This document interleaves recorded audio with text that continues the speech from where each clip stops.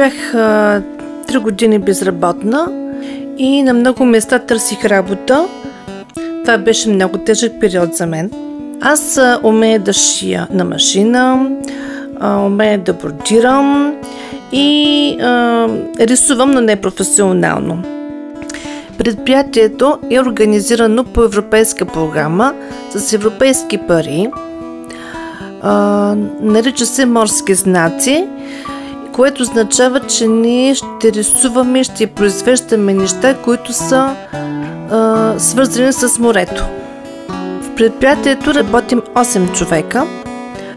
6 човека са трудоустроени. Имаме една момиче, което е майка на 3 деца и 2 момичета, които са самотни майки. От Коледа в Бургас имаме вече магазин с ръчно изработени български неща. Всички, които сме в колектива, си разбираме чудесно. При нас се работи в една творческа атмосфера.